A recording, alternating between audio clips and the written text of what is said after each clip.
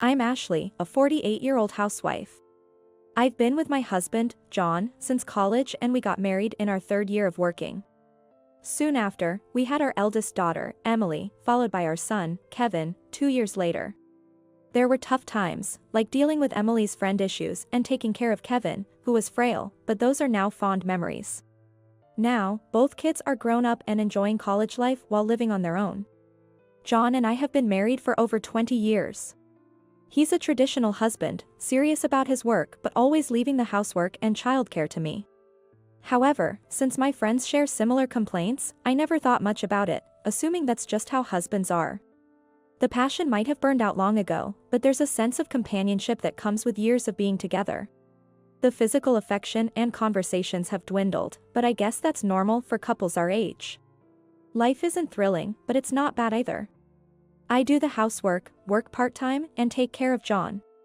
This routine will probably continue until one of us passes away. I thought John wanted this too. But John betrayed me.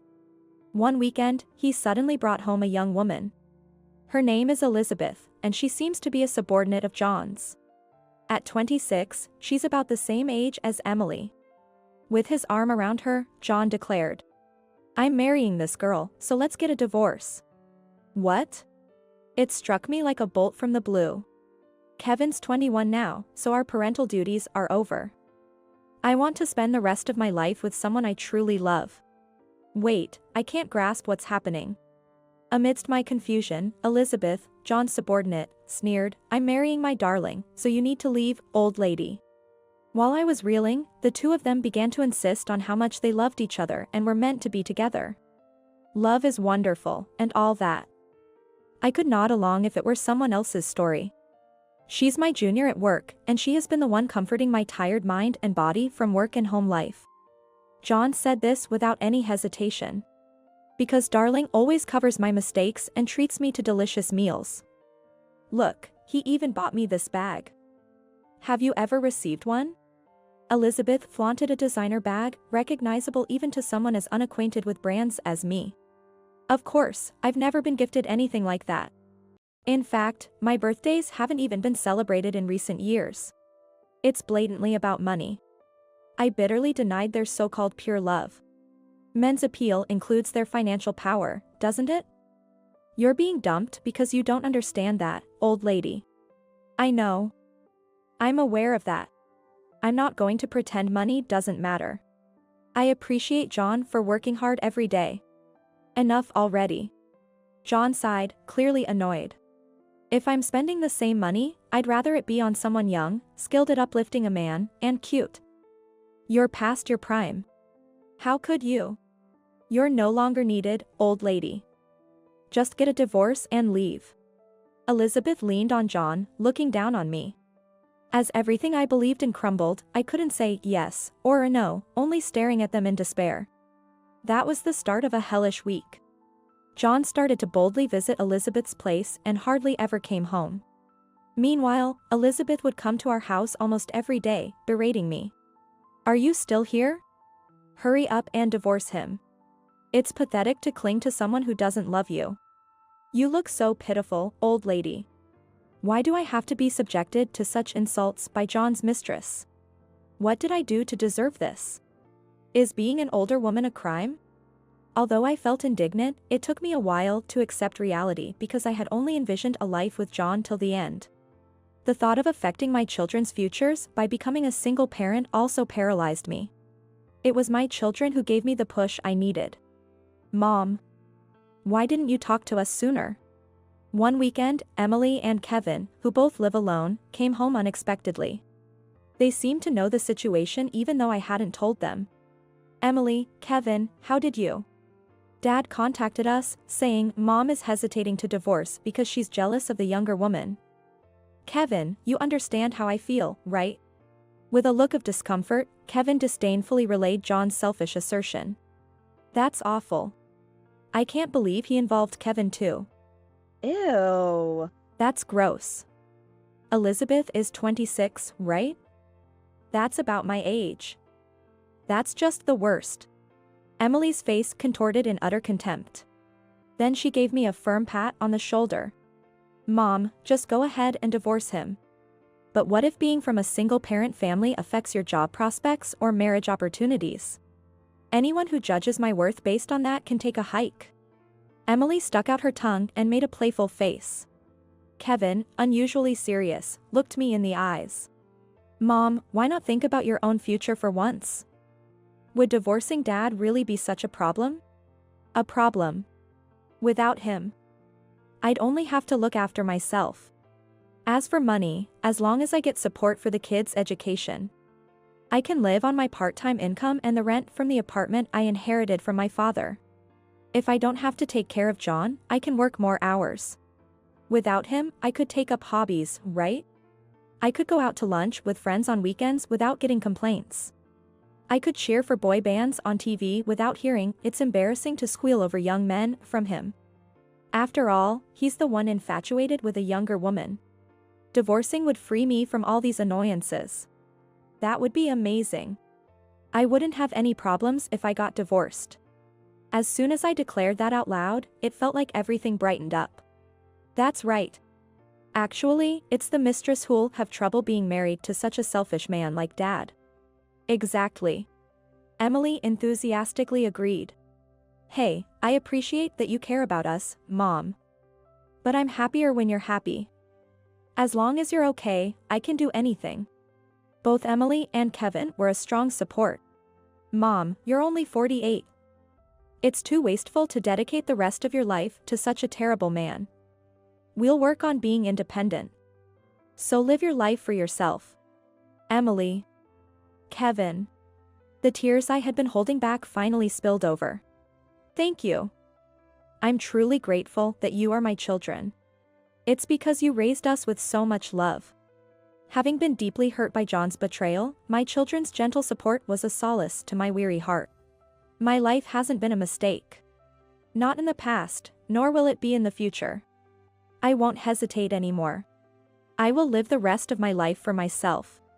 Once I completely got over my feelings for John, I acted quickly. I decided to divorce while our relationship was still ongoing. The risk was that their relationship might end before the divorce was finalized, making the negotiations more difficult. I hired a lawyer experienced in divorce cases and prepared to move out. Once everything was ready, I informed John of my intention to divorce and arranged a meeting to discuss it. We agreed on the costs for our children's college, division of assets, and alimony, all within reason. Honestly, I wanted to leave him with nothing, but a smooth divorce was my top priority. Besides, it was clear that the adulterous pair would eventually fall from grace without my interference. Any unnecessary actions might only prolong my chance for divorce. John paid off what he called the disposal fee for an expired woman, as if he was getting rid of bulky trash. Elizabeth, his partner, initially hesitated at the loss of assets, but somehow came to see John as a generous man. I almost laughed at their ridiculous act but held myself back. Just a little more patience. A prideful man and a gold-digging woman, they have no idea of the hardships ahead. Mr. and Ms. Naive. Our last joint task as a couple was filing for divorce oath. There were my lawyer and the mistress, too. As a jab at me, she proudly mentioned their marriage right after we had filed for divorce oath. Even my lawyer was surprised at her. Elizabeth didn't seem to care it at all. Though it seemed unnecessary, I confirmed with Elizabeth. Are you sure he's the right choice for you? What? Sour grapes? Just hurry up and divorce, old lady. All right, all right. I felt sorry for the young woman being deceived by an older man, but it seemed I could pass on this joker without any worries. Leaving the two of them mentioning their marriage, I left the house. The sky was clear and blue. I wonder if those two will enjoy the same view. Thus, I began a new chapter in my life. After the divorce, I moved into a room in an apartment complex I owned. Of course, I didn't have to pay rent. Being in my hometown, I had many old friends around for company. The location was convenient, so Emily and Kevin often visited on weekends. I was grateful to my parents for leaving me such a place. The only concern was leaving my longtime part-time job, but fortunately, it was with a large chain store. Tom, the manager, arranged for me to work at a nearby store under similar conditions. My years of loyal service had paid off. Feeling a bit lonely from cooking too much food was only an issue for the first month. Now, I'm enjoying the pleasures of living alone, cooking just for myself every day. About 6 months later, I received a call from an unknown number. Answering without thinking, a woman's shrill voice, not even bothering to introduce herself, screeched into my ear. "Hey, old lady. None of the people from the company or my darling's relatives want to attend our wedding. You must be sabotaging us." This irritating way of speaking, unforgettable, even if I tried. John's mistress, blaming others for the mess she's made, how utterly annoying. Stop making baseless accusations. All I did was share the fact that I'm getting a divorce because John is supposedly getting together with a young and cute junior at work. You said the same thing, didn't you? I simply spoke the truth and bid farewell to the people who had been kind to me. But it's strange that everyone is absent. John's family and coworkers are serious people, they won't accept dishonest folks like you. We were just seeking true love. Sure, why don't you explain to everyone what true love is? Well, I guess the people around John are all quite sensible, so their rejection of an adulterous couple is significant. But it felt rewarding, as if proof that the marital relationship I worked hard to build over 20 years was indeed sound. Elizabeth made a big fuss, but in the end, the wedding was postponed. It wasn't due to the cold reactions from those around us, but because she was found to be pregnant. When the child was born, she even had the nerve to contact us demanding, "Send a gift for the baby, to me and my children." John, for his part, seemed to be spouting nonsense to the kids about loving your new half-sibling. Of course, they wouldn't accept it, but Emily and Kevin had complex feelings about suddenly having a much younger half-sibling. It's distasteful to me too, but the child born is innocent. So I took the high road and answered her call, only for her to complain, John's relatives won't send a baby gift. Maybe it's time you realized you're being shunned? That's impossible. Anyone who sees me would know the new bride is wonderful. We definitely need to have a wedding to show off. What? You're still planning to go through with the wedding? She's relentless. Huh? Of course. I promised, darling. At the wedding, I'll wear a traditional bridal gown, and for our honeymoon, we'll go to Hawaii. Take pictures in a wedding dress against the blue sea. Jealous? How blissfully ignorant. What a lovely dream. But do you realize how much money this is all going to cost? Raising a child properly can cost about $200,000. What? She seemed a bit flustered but bluffed, but darling earns a lot, so it's all good. That may be the case now, but your husband will be too old to work by the time your child reaches middle school. Oh. Did that strike a nerve? Even if his salary seems high compared to your friend's husband's, considering the seniority system, it's quite average. In fact, he's probably earned most of his lifetime income already. Oh. She was dumbstruck, even over the phone. She truly hadn't thought through having a child. Just as I imagined, but too foolish to fathom. He also has high blood pressure, and his health is a concern, right? What? Oh, you didn't know? Have you ever looked at his health checkup results? He's been flagged every year. She was at a loss for words. John hates hospitals, so it was a struggle to get him to go for follow-ups. Now that the nagging ex-wife is gone, he's probably ignoring health checkups and eating and drinking as he pleases. I pressed on, highlighting the reality even further. How long do you think he can keep working? But, being young, you can still work for over 30 years, so you'll be fine, right? Are you on maternity leave now? Well, I sarcastically asked, knowing she might not be able to return to work after maternity leave. Her affair and marriage of convenience were reported to the company's upper management, violating compliance rules, and both were disciplined. Dashing her hopes of returning post-maternity leave. A colleague of John's, who is my friend, had duly informed me. If she had noticed the stern looks directed at her for not wanting to attend the wedding, there might have been hope for her. But it seems she's finally realizing her naivety. Good luck. He can't do housework or childcare, but with true love, you'll manage, right? Amazing, I'm impressed. I'm off to lunch with some friends. Enjoy your time taking care of the kids, the house, and John. Without listening to her, I hung up the phone unilaterally. She must be stunned by the desperate reality of a marriage born out of mere desire and an affair. I'd love to laugh in her face and say, serves you right, but I'll refrain. After all, spending time with dear friends is more valuable than disparaging a detested person. A year later. Hey, you're Ashley, right? As I was about to leave my apartment, a man called out to me. It was John. This was the first time we'd met since the divorce. He seems to have been trying to reach out to the kids in various ways. Saying things like, take care of your new brother, and let's be a close-knit family. I hadn't told him where I moved after the divorce, but he knew I inherited my parents' apartment, so he must have guessed I lived around here. It's been a while. John smiled creepily, his mouth twisted in a grin. I tried to remember if he always smiled like this. Had I even seen him smile in the last few years? I thought seeing his face would stir up a lot of emotions, but surprisingly, I was able to remain calm. What do you want? Cold, aren't you? After all, we were together for 20 years. But you were the one who destroyed that relationship. Ignoring my frown, John started to ramble about his grievances with his new marriage. In short, his new wife nags him about not wasting money, taking care of the child, and doing the dishes and laundry. She insists on saving money because his retirement is approaching. A father should play with his child. Change the diapers. John complained as if these demands were unreasonable, but they are considered standard expectations by society. She's finally realized.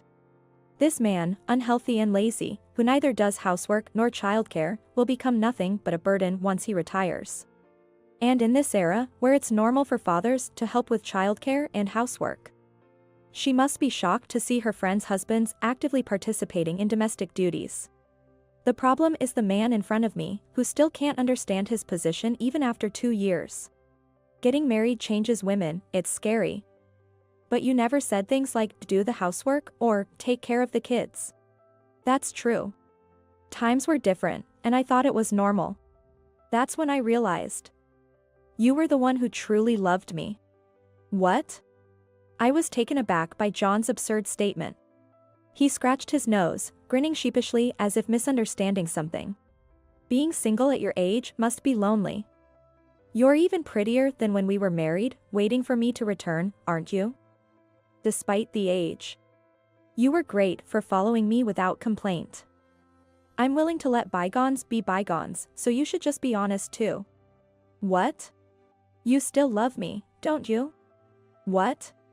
I let out a strange scream and almost collapsed. Uh-oh.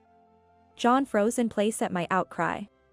I thought I had softened my resentment and anger towards John with the enjoyable days since our divorce. But his foolish behavior reignited my anger for the first time in a while. What are you babbling about in broad daylight? What benefit would I get from getting back together with a man who has no redeeming qualities? Hey, wait a minute. John was at a loss for words. If I've become prettier, it's probably because I'm stress-free since leaving you. I'm actually grateful to your affair partner. Thanks to splitting up with you, I've been having a blast. I'm so relieved my life isn't ending with me just changing your diapers. Oh no. For the first time, John's face turned pale at my firm resistance, something he probably hadn't seen before. That's right, even when I declared divorce, I never spoke my true feelings, and even after we parted. I just dealt with everything calmly without any resentful words. Could you move aside? I have a date. A date? John's voice flipped, as if straight out of a comic. You, an old lady, have a date. That's right. You must be getting scammed. Come to your senses. I don't mind. If I'm going to spend money, I'd rather it be on someone young and handsome. You're way past your expiration date. No. I'm just giving you back the lines you gave me. Ugh. If I were to add one more thing, you're like non-recyclable bulky trash. Though his mouth was moving like a goldfish's, it seemed no more words were coming out. Well, my date is waiting. Let's both forget about each other and be happy. Goodbye. Ashley. He called my name pleadingly, but I didn't look back and just walked away. At this rate, his second divorce isn't far off. Someone said that being happy is the best revenge, and I truly believe that. Especially since it seems my confident departure has shocked him deeply. Mom. As I reached the meeting spot, Emily waved at me enthusiastically. She's my date for today. Sorry, I'm late. John showed up. Are you okay? It's fine, really. I finally got to say everything I've been wanting to. But let's forget about that, we have a live concert to enjoy. I've been looking forward to this day, working hard at my part-time job just for this. Mom, you're so funny. Let's go. Yes. Indeed, today is the live concert of a male singer I've adored for a long time. And this is my second time attending. I've even managed to get the tickets without Emily's help this time. I've developed other hobbies, but following this singer is my biggest joy right now. I go to his musicals with friends, and whenever he releases a new song, I play it over and over in my car. Kevin even sends me updates about his music shows through messages. Being able to chase what I love freely is happiness in itself, but what makes me happier is that everyone supports my enjoyment. People might laugh and say, "For an old lady." But I'm not bothering anyone, so it's fine. After all, this is my life. I had completely forgotten how fun it is to live for myself. Cooking for my family, planning outings to entertain my kids, and creating a comfortable home for John were fulfilling in their own ways. I feared that divorcing would erase my past and its value. But that wasn't the case. My children cherish me. My work and relationships, everything I've built, are still thriving. Letting go of the past and starting a new life can be more enjoyable. Stepping into the unknown requires courage, but once you start walking, there are countless exciting encounters. I plan to continue enjoying my life to the fullest.